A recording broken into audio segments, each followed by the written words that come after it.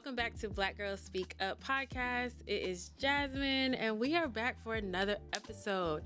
I feel like I tell y'all every single week that this is going to be a special episode, but I really mean it because I'm very intentional about who I am speaking with. I want, the conversation to be something that is impactful, but I also just surround myself with pretty dope individuals, so I can't help but say that every week is gonna be something special. So this week is not any different. I have somebody that I could speak so much life into her because she has been one of the most special people in my life since the first time we met, and I'm really gonna try to hold it together in this episode because I feel like I might not, but I literally told myself this last night before I came here. I was like, girl, keep it together. Anyways, without further ado, I have my friend Mauria Smith. Thank you for having me, Jasmine. Thank you for coming. Absolutely. Look, finally making it happen. Listen, we're making it happen, and I'm so excited because Likewise. we always have very in-depth, thought-provoking conversations. Absolutely. And I feel like this is not going to be any different. So first, before we get into the conversation, tell the people a little bit about you. Okay, so I'll be brief. I'm Mauria Smith. I am a makeup artist here in the Central Florida area. I provide on-location makeup services in the area of beauty, editorial, and a little bit of production. So that's basically it. Just making more beautiful people more beautiful on the regular. And when I say it, anytime I really need my makeup done, I'm like, yeah, it's a no-brainer. Because I know it's going to be phenomenal every single time. I try. Thank you very much. Every single time. So I feel like some of our recent conversations really actually surround this topic that we're going to be diving into today, and that is dealing with coping mechanisms and coping strategies. We have, as a collective, first of all, we have known each other for quite ages. Some time. I can't even. I don't remember. I was thinking. Literally, I was like, what year was that? When did this happen? I feel like it was 2017, but I really can't remember specifically. Yeah.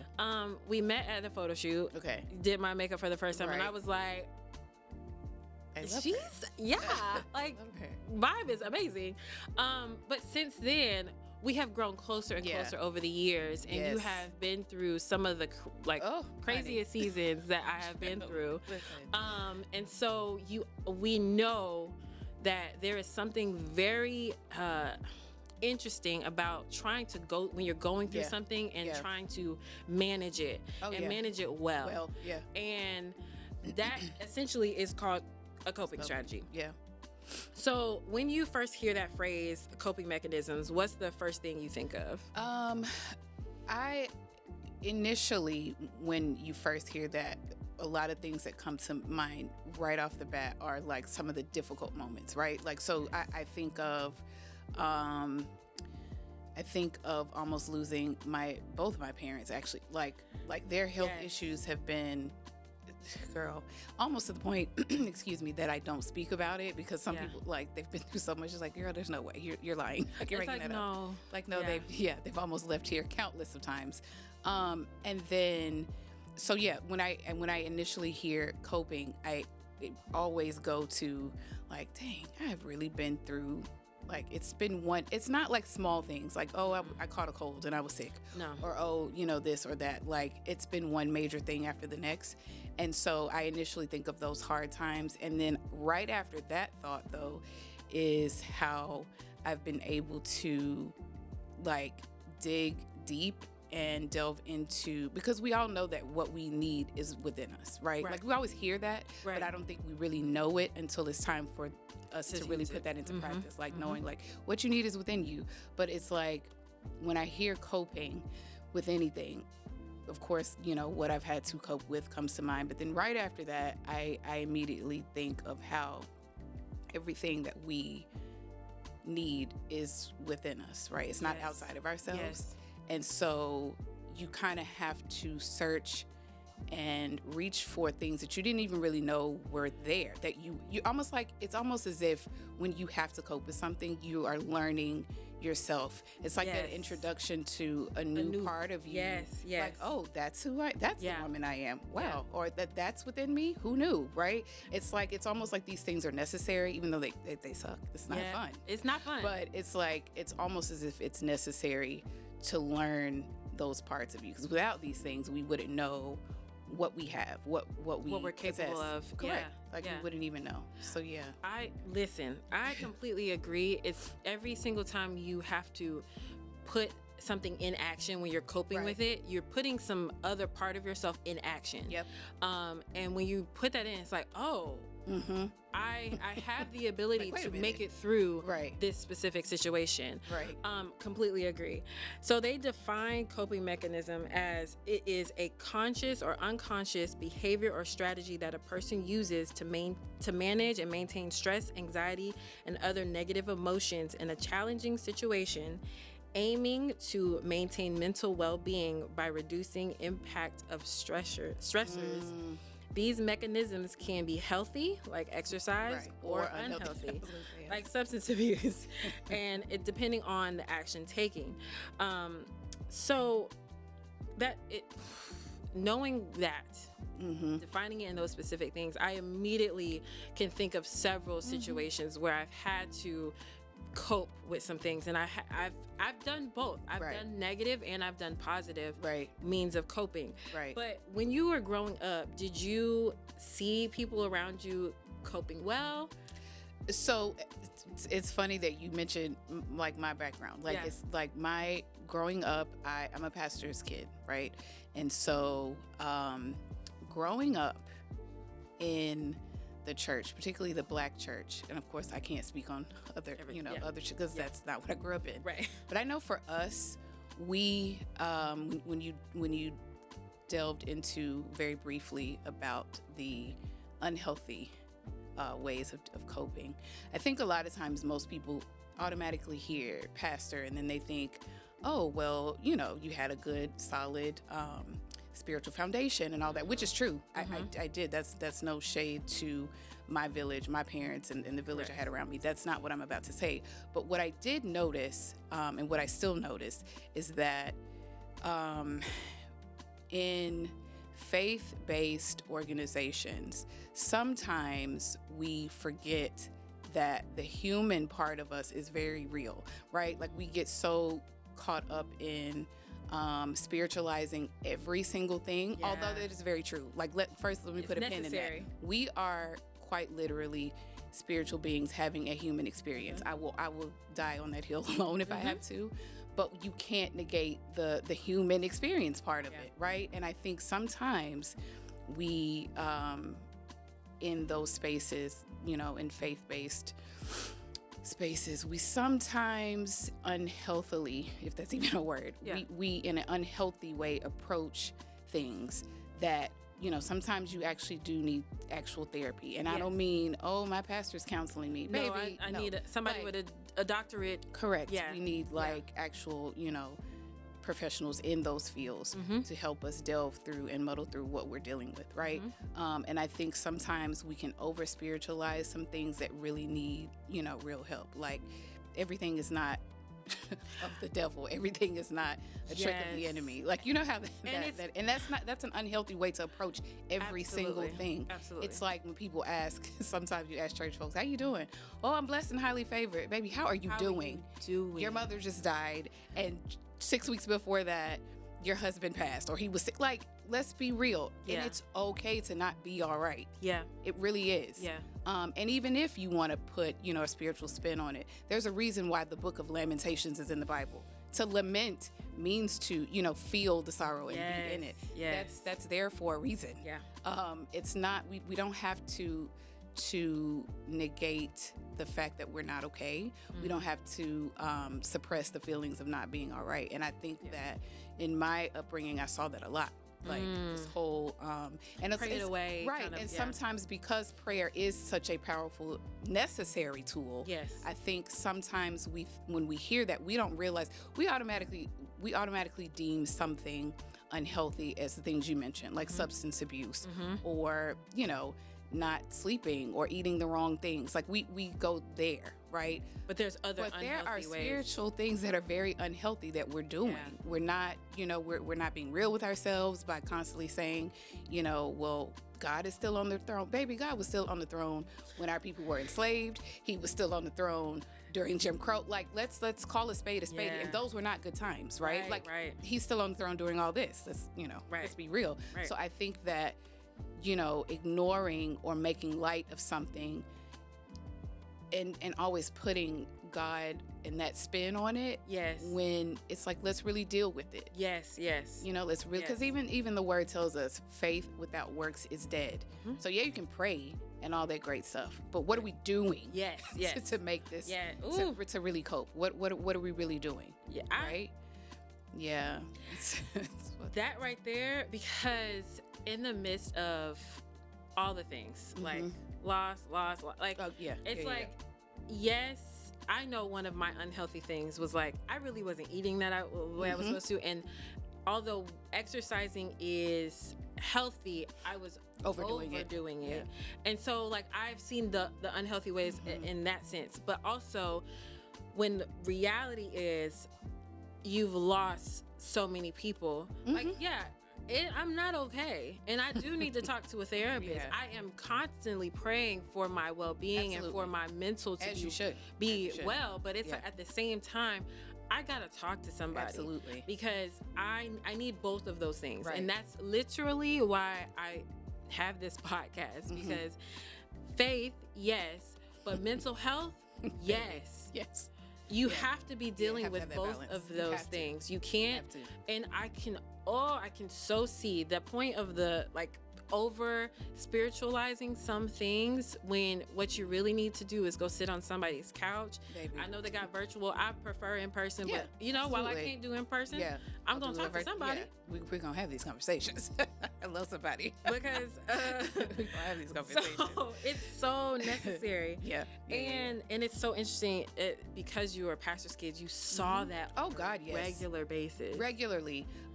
Even to the point, going back to what you said in the beginning when you were talking about like our history and how we would get together, like call each other, listen, what are you doing? What's happening? Listen. Let's go to dinner. Let's go have coffee. We need to talk. We need our Yes. our time. And it'd be hours. Oh, Listen. honey. And I think that, like we were talking in one of our recent conversations, we were delving into how dangerous that is to continue to ignore like what's really going on just because you are quote unquote saved or your spiritual journey with the Lord is what it is. It's like, no, let's not ignore this. Like I also talked about how when you grow up in that, and I can only speak for me, I can't speak for anybody else, but like when you grow up seeing death a lot, and I don't mean to make this a morbid conversation, but when you have a pastor as a father, You see it like a lot. you see people die all the time and funerals happen all the time. Same with weddings. Like, so those two things I became very like numb to it. jaded. I was like, okay, somebody's getting married. Okay, that's great. Like, I'm excited for you. It's no hate, no shade, but like, it's like, okay, oh, someone died. Oh, okay. Like, oh, another funeral, another. And it wasn't until personal loss for me. Yes. I was floored. I was like, this is what death feels like. This is what loss. Because Baby, it's a whole nother feeling. I had no clue. I had no clue that I was literally like, okay. So I'm saying that to say, even seeing something so much and quote unquote how to cope with it and how to handle, it can be extremely dangerous because I didn't know. I was like, someone died. Okay. And then it happened to me and I was like, oh my Lord, what do I do with this? Yeah. What do I do with these feelings? Because grief is so up and down. It ebbs and flows. Oh, for sure. You know, you're good one minute, the next you're not, the next you're angry, and like grief is something else. And it really does because of your upbringing and how you saw it, the proximity, even though you were close, I was right there. You were seeing it like on a regular watching basis. Him prepare for giving eulogies and stuff. All of that. That proximity and it being this close that's still drastically different. So different. Because even it was my brother who we were 19 years apart. Yeah. I did not have a relationship. I really didn't officially really meet him until I was like 18 years old. Okay. So I had no clue. No clue. Yeah. So he passed. And again, not that there was anything wrong. Like just there was no closeness. There was no closeness there. So I saw it to the funeral. Yeah. Paid your respects. Paid my respects. Yeah. Did not shed one tear. Absolutely. I get it. A year later though? Oh. Like, wait. This is what? Yeah. Mm-hmm. So I completely, my coping was completely different. Mm-hmm. The first one, I didn't, okay, we're going and I'm, like, I know what it's like. I watched him, call and sit with the family and give those encouraging words and this and that. Like, and not saying he wasn't genuine, because he is. Like, you've met my father over the phone. So, wonderful man. Absolutely. So that it's not, I don't mean that. So I don't want my words to get misconstrued. What I am saying though is that while that was there and while the assistance to help these families through a loss and all that was there, I think again the frequency of it, seeing it somewhere, it was just like, okay, like not that I didn't care, it just I felt literally nothing. Yeah. And so I think that I'm that type of person anyway, and you know that about me. I very rarely am I moved or shaken by much. Right. But when I do, it's polar opposite. Yeah. But when I am affected, honey, it's like I need a minute. The world has, come crumbling down. It's the end of the world. But yeah. That is so, and that's essentially how you have coped with things. Yeah. So when did you notice your own ways of coping with things? I would say as you were like getting older. Yeah. I would say the first major thing I had to cope with was the relationship before the one I'm in now. I, for years, was in an abusive relationship. And I'm talking like all the different facets of abuse, right? So not just physically, but like emotionally. Yeah. Like, and I'm one of those people that naturally, I have a natural inclination to just push things down. I suppress. Internalizing. Yes, that's the word I'm looking for. I internalize and suppress everything, which is horrible. But honey, I'm able to, pull it together. And that was the way I coped. It was like I watched my parents, tuck away whatever they're dealing with or whatever. Because, again, like when we were discussing me being a pastor's kid, you watch them have to be everything to everyone at all times. Yeah. And these people not realizing that they are human beings just as you. So just like the things you're dealing with, has it ever crossed your mind that they're, they might be dealing with those things too? And it's like when they're dealing with those things and still having to show up, you have to suppress a lot. Yeah. You have to put your stuff to the back. It's got to go on the back burner because so-and-so needs this and so-and-so needs that.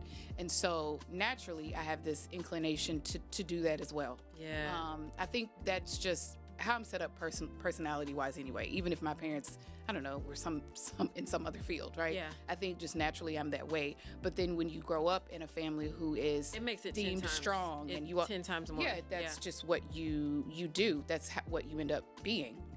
And so this relationship was one of those things where I just didn't, because I had one before that to fail. So in my head, it was like, this cannot fail. I can't, yes, I'm going through the most awful things, but that's okay. Cause like I can make it.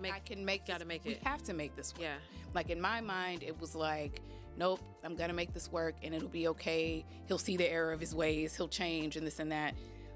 And the mistake in that was like how I coped was just tuck it away and just keep being an awesome person, right? Like it'll eventually get better. Yeah. You'll eventually see that, you're the one. It did not. It worsened, if anything, So, and then the of suppressing and coping in a way that was incredibly unhealthy became too much, because it's just like a pressure cooker, right? Like if you never release that pressure, then it's gonna explode and all that. So then there came the severe depression. I'm talking like, I don't have to do this life thing anymore. Like I'm talking severely depressed, because you haven't really spoken to anyone about Nobody anything. knows. Nobody Correct. knows. Because you're continuing to, when you have to see your friends or family or whatever, you put on this brave face like everything is fine, and no one really knows what's what. And Yeah. of course, your parents always know, because the ones Oh, yeah. they always can tell. It's like something they know. Yeah. But you have this facade like everything is fine. You put the best face forward. You put on this great smile that, All is is better well. than any mask. Yeah. And no one knew a thing. But that's dangerous because it ends up compounding. Mm-hmm. And then one day you're like, in a corner, boohoo, and you quite literally cannot lift your head up off the pillow. You can't even will yourself to do anything. Yeah. And so that's where it was like, this is not working.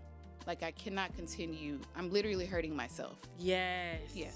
It became a thing where I was like, I can't do this. I cannot continue to And do this. did you, in the midst of that, when you finally realized that this is how I'm barely managing this, like this is not healthy, did you have anybody that was like, hey? Yeah, both of my parents were, they are quite literally, particularly my mom, like that's the homie. That's like my best friend. And I know sometimes people are like, oh, your mom shouldn't be your best friend, like she's a mom. But I think once you become an adult, though, it changes. That switches. Yeah. Yes, she's still my mom. Like, I will call her that. Like, to the point, I'm like, when you leave here, what am I gonna do? Like, I call her about everything. Like, girl, Mom, how much spice goes in this dish, or what? Like, you know what I'm saying? Call her for every little bitty thing. But they were the ones, though, to answer your question. It was them who were kind of like, yeah, no, let's. This is not it. Yeah, like, stop. You're quite literally killing yourself. Literally. And your kids need you. You need you. We need you. You know what I'm saying? Yeah. It's not fair to yourself to continue to do this. So yeah, it was literally them. They were the ones that kind of wasn't friends or anything. Because again, I had presented a picture that wasn't true. Yeah. A lot of falsehood going on. And so no one really knew. And no one, I would say, really was tapped in enough with me to see. And that's another unhealthy thing that I did. Yeah. I put up a boundary that made it seem like you knew any and all. And you didn't know anything. You knew nothing. I'm brilliant at doing that. Like, I can make someone feel like they know so much and they present it in a way and they don't know a thing. And that's just how I coped. Like, it was like, yeah, and I don't know if it was, now that I'm thinking about it, I was about to say, I don't know if it was embarrassment or like, no one will help. I think it was a little bit of both. Yeah. I think it was like, everybody's got their own stuff. Even if it's not this bad. Yeah. It's something. Yeah. Right? Yeah. No one has time to really help, so like, let me just deal with it. Because I was usually the one that was like, no, Mauria is the one, like, she's the strong one. She'll, like, so it was the one that I was looked to for help and strength and, the words of encouragement. And that's so, I get it. Because when you can present yourself as the strong friend for so long, that when you are genuinely going through stuff, either people just don't know, like you've not let them in, because you've never let them in to that close, or you simply just, I can do it. I'm gonna manage this. I got this. It's no problem. I have understood, and this was not, for a long time, it was not the case. Yeah. When my sister Jamela, when she first passed in 2017, that was the first time that I realized that, one, I don't have the best coping strategies. I didn't know I really even needed them. I really didn't. And then I saw, like, people on the outside, even those closest to me. I always was somebody that worked out. I was always somebody that was like, very physically fit. So they thought that I was intentional about me exercising being as thin as I was. And like, I no, was baby, like, I'm dying. baby, no, I'm dying. Like, no, I'm literally. I'm not laughing because it's funny. I quite literally understand. Like, literally.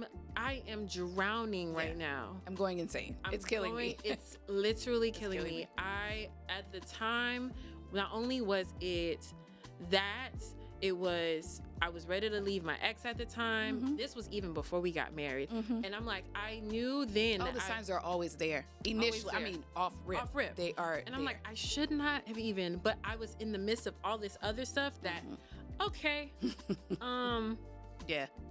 this being real, I'm like, I know this is not a relationship podcast, but that's just the season that I was in. Yeah. I was I was drowning, not knowing how to cope with anything. Any of it. Any of it. And girl, saw the signs, but still missed them at the same time because it's like, you look past it and you think it'll change, and you gaslight yourself out of thinking that's what you're seeing. Girl, yeah, that's a whole other. I had that as a topic because gaslighting is. Oh, girl, we will literally. Like, girl, you see what you see. Stop playing. You see what you see. You know what you know. Right. You're not ignorant to the facts. Correct. So that's a whole nother topic. Topic for another day. Girl, but that in itself, and I fast forward to like, even with my sisters, I remember one of my friends, she was like, I don't know how to show up for you. Mm-hmm. In this grief thing. Yeah. And this, I have no idea. Because we're the ones that are, we always have this incredible word of encouragement, or we're always there. Yeah, like it's never a problem. Oh, because we're the ones that do that. Yeah. And to her point, heck, we don't even know. Like, girl, you don't know how to be there for me. I don't know what to tell you. I have no clue. I don't know I don't even know what's happening with me. Because for so long I've done this, and this to compartmentalize everything, and then after it's in its compartment, I put that compartment away. I took it deep down. Yes, it's gone over here and to never be seen again. So I thought, and then there's that, Yeah. So it's like, I don't know how to show up for you, child. I don't know what to tell you either. I have no idea. Mm-hmm. I'm like, I can show up for you. Oh, of course. Listen, I can have be there all of the prayers, the answers, the spiritual, mental health strategies. I got girl, this you strategy. Should do this, you should do that, you should let's get outside. We need to be outside, get some sun. Like all the things. Let's go hang out. Let's do something fun. Then it comes to me, girl, are you okay? Girl, I'm curled up in the bed. Been here since 6 since I woke up. Like, girl, I remember last year was difficult, but I remember calling, I actually sent her a text and she immediately called me. Mm-hmm. Like, girl, what? I was like, yeah, I'm about to be off the grid. She was like, no, you're not. I was like, I'll send you my location, but I can't. Like, I really don't got it. I really don't got it. No, I know. And today we're filming this. This is the day after my daughter's birthday. Mm-hmm. And the past few days, craziness. Girl, hard. Of course. Oh my God. Because we've been talking about this. Yeah. You've been planning this birthday for a minute, but it's like been thing after thing after thing. And then it was like the night before, it was Monday evening going into her birthday. I'm sitting up, she's asleep, and I'm just like, this is difficult. Mm-hmm. And that's when grief comes in and your coping strategies go out the window. Like, I've been managing it. I've been doing good. We go for bike rides. I got me a bike and I'm like, I can go and do this. And then girl, that grief came and was like, this is another year. Listen, your mom is not here. Mm-hmm. Mm-hmm. And girl, I was like, mm-hmm. Yeah. Woo, I had a moment. I posted that on my story. I was like, I'm having a moment. Like, this is looking back at how she's getting so big. Yeah, quickly. And every year, from now on. Yeah. That's the thing. It's almost like those moments of realization when you realize, right? Like, it's like, well, wait a minute. Mm-hmm. Yeah. Yeah. Like, it's tough. It is. When reality really hit. Not that you didn't know before, but it's almost like this acceptance of the reality, right? Again, it's like you have to revisit it and accept it every again. time a moment comes where you think of how things could be if said person was still here, or if situation A was like this still, but it's not, it's now like this. Yes. So now I have to, it's a consistent cycle, almost like a funnel. Mm-hmm. You come to that same point and it gets, each time it changes and changes, and something new reveals itself. Oh man. So according to this review from 2024, I will make sure I put this in the notes for y'all. Coping mechanisms, there are different approaches to coping. So there's problem-focused coping, with that actively addressing and solving the stressor through planning or taking direct action. Sometimes we can do that. Sometimes we can't. Sometimes we can't. There's emotion-focused coping, managing emotional responses to stress, often through techniques like mindfulness and seeking social support. Talk to a friend, because baby, let's talk about this before I go off the edge.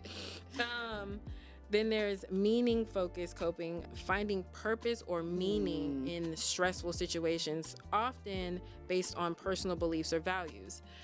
That very interesting, because it's like I'm just gonna try to change the narrative of this. If I can change the narrative of why this is happening and what is gonna happen, then that can sometimes that does work. Right. If I can change the narrative that I have in my head, sometimes it works. And then there is social focused coping, and that is seeking support from others, such as friends, family, or support groups to gain comfort and perspective.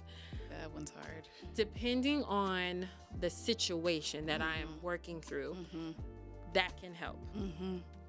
But I've also come to realize that doesn't always work, because like we said originally, it's like I'm the type of person that I don't necessarily want everybody to know, because especially when you've been through a lot of things. Absolutely. That going back to, oh my God, yes. Going back to what I was saying at the beginning, when I talked about my parents, and you know a lot of the situations. It's almost like you don't want people to either tire, like, again. Yes. Again. Yeah, we're here again. Like we're doing this another time. And it's like, you don't want people to be like, well, dang, I gotta help you again. Or are you going through something again? Some more stuff? And it's like, I don't want to feel like, I don't want to. I don't want to feel like I'm a burden of my things. And it's like, granted, it's a lot of things that should, like, girl, I've lost a lot of people. Like, I don't know what to tell you. Right. But it's also like, I don't want people to feel like you're always going through something. It's always something with you. And I'm like, I'd rather just not even. I'd rather people not even know. Yeah. It's fine. I'll deal with it. Like, I got this. Don't even worry about it. I'm not gonna tell you nothing. I'm not gonna express any part of what I'm really going through right now, because if I do, some people will take it as I'm always complaining, and it's like, I'm not. It's like, girl, no, I'm not. That's not what this is. That's not what this is. Because I know there are people out there that even becomes burdensome. Yes. Outside of the problem itself, now you're worried about worrying other people and burdening other people, and like people being bogged down with your stuff, because it's like, girl, again, something else, what, and it's like, so it's this vicious cycle of that. It is, and it's it says which one of those speaks most to you, and the last one is a no. Social focus, I try not. I because stopped. Even when things are well, and I say that with quotation air quotes, because there is always something. I'm not, and anybody who doesn't agree is lying. Facts. You're lying. Facts. You're a liar. There's always something. You're a fibber. And so, because there's always something, even when the some things are a little more manageable, I put it like that, right? When it's like, oh, this is, small thing. Small, we'll adjust here and here, and it's fixed, right? Even during those, this very well, I am not,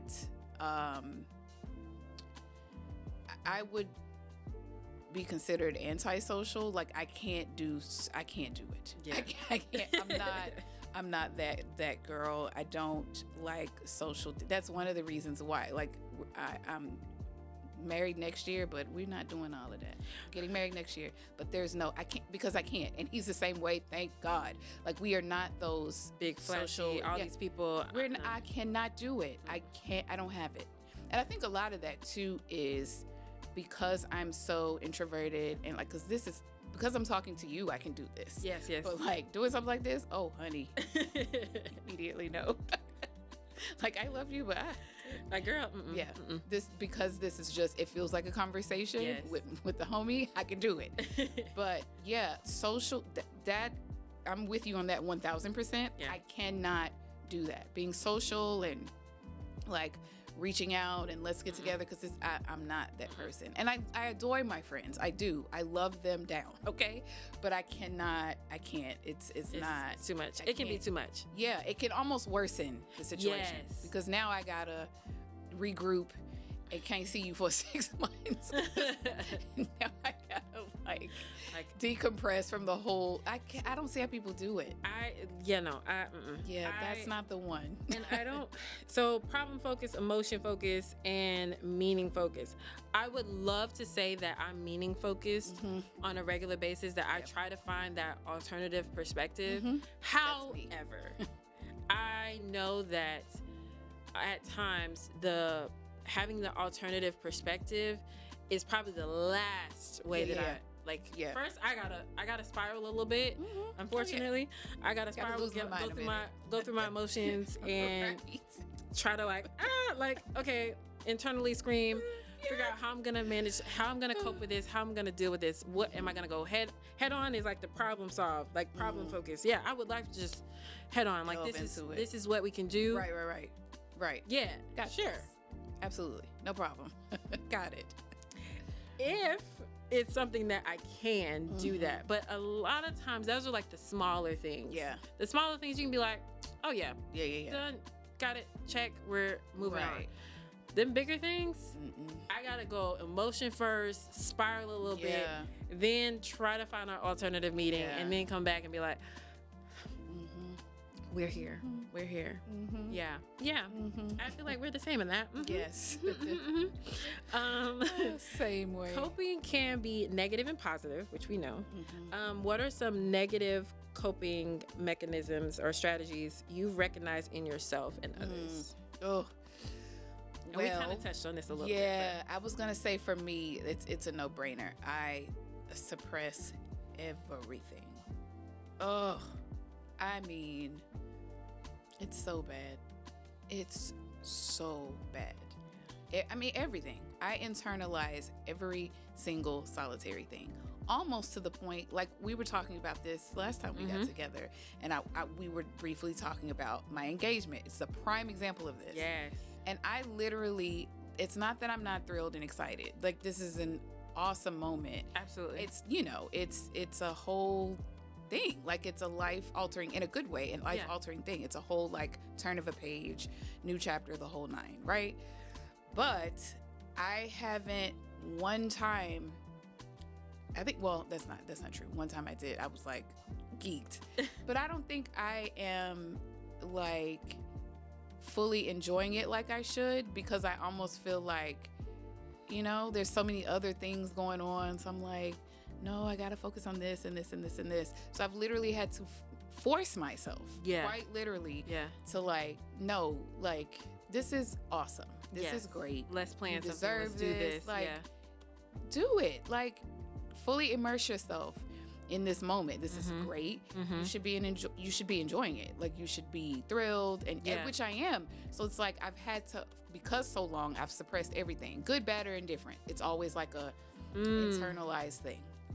And so I think that's my negative one. Like, I just put everything, I suppress it and, choke it down. And that's what I do, even if it's something awesome, which is insane. But it's like, also, and I think I mentioned, I was like, it's almost in this sense, it could be a coping strategy, and it's also a trauma response to when unfortunately, whether it's good or bad, when there's so many things coming at you at once, and you're dealing with a lot of things at once, you're trying to cipher through, like, okay, what do I need to deal with right now? What can wait? What is like, is this like 10 times worse than this situation? Right. And what ends up happening is like the good stuff gets pushed way to the back, because this stuff right here, it needs my immediate attention. I got to do this right now. I got to figure out X, Y, and Z by next week. Yeah. This other stuff got to wait. It can wait. And so, unfortunately, and I know I'm very guilty of this, and I try to figure that out myself, because I want to be able to celebrate the good things. Like, even my birthday's coming up, and I was just like, at first I had this grand idea, and then as I started planning it and thinking it through, I was just like, girl, I'm not gonna do that. We do it all the time. It would be this would be so great. Oh my God, that'd be so and good. Then we just be like, I was just like, no. It's so bad. So that's when you said that, I could immediately recognize what it was, because same. Very, very, very much so. For me, the positive, some negative ones. My negative coping strategies, I just try to deal with things on my own. I was even, I do go to therapy, and I was talking to my therapist about this, and I was like, she was like, oh, well, you have your family and your sisters. And I was like, yeah, but they have their things too. So I'm not gonna I don't want to put more on them. Like, it's like, when it's talk about me, it's like me raising my daughter. I don't like, yes, they help when they can. Yeah. They'll watch her if I have a shoot or whatever, but it's me. So like, I got to figure this out. I have to figure this, And according to this $65 that I get every 2 weeks, it's me. Literally. Yeah, don't even get me started on that. So I can't even like say, hey, no, and that's a whole. There is no passing the baton. There's no passing the baton. When you're a mom, when it's just you. Yeah. And thank God. I feel like we have so many similarities, because I'm the same, right? Like, before I had the help I have now. Yeah. It's like, well, it's just me, and what I'm not about to do is ask for. I'm not doing that. Right? Like, if you see a need and you meet it, great, wonderful. I am forever grateful. Yeah. But what I'm not doing is asking. I'm not doing that, because like, it's almost like you feel like I did this. I made the situation my responsibility. I have to deal with this. Responsibility that I made, so therefore I'm going to take care of it, and that's a dangerous one too. Yeah. Because it's like, we ask not. I'm sorry, we have not because we ask not. Like, we quite literally, we never know what we could have because of us just not simply posing the question of, hey, could you please help with this, and this? Like, there are people in our lives that quite literally, if we just delegate some things to happen regularly, it'd be nothing for them, right? Meanwhile, we're stressed and can't even think about doing it. Listen. But they would be like, oh, that's it? Girl, that's easy. I got you. No problem. You're like, oh. The whole time. Oh. I should have. Yeah. Thinking we got to do it all. And we ourselves. don't. We don't. Coping is something we all do in our daily lives. Absolutely. For sure. Trying to navigate this world every day. You're coping with something. Figuring something out every single day. When it comes to coping, what do you plan to start, stop, or continue? I'm going to stop immediately with not, utilizing the help that is quite literally right there. My oldest daughter is incredible with her little sister. Like, she is, oh my God. She's amazing. She's an amazing soul. And I use her as an example of how someone is literally right there. And even her, like on Sundays, she comes and picks her up, picks her little sister up, and they hang out all day. Yeah. And the relief, like just, having that day where I can decompress and just do whatever I need to do, right? Like, it's like, okay, I can breathe a minute. And it's nothing for her. That was the easiest thing in the world. Like, okay, like I can easily. It's like I'm gonna come, and I didn't even ask. That's the thing. So it's like, imagine if I had just posed the question of, hey, do you mind just one day a week when you're able to? Can you please, just hang out with her a minute so I can, have a break? Or so that's one thing I'm gonna, stop doing is like not asking. Like help is quite literally right there. You don't have to do it all. Yeah. And these are words that those in my circle, you included, have literally told me. So it's like, and I know it's from a genuine place, because people, that's another thing. People will say that stuff and they're just saying it because I'm supposed to say that. Yeah. And your discernment will tell you when it's genuine. And so that's something immediately that I'm going to work very hard at doing. Because why not? Yeah. Why are you killing yourself and spreading yourself so thin? And you could have help every single time. Like every single time. Because when you're stressed and in a bad mood and all those things, it affects the others around you as well. So now your whole ecosystem is off. Absolutely. Because all you had to do ask for help. Like, that's it. Just, say, do you mind doing this, and this? Ask one person do this. I'm going to stop. I'm definitely going to stop. Like, they're there. So yes.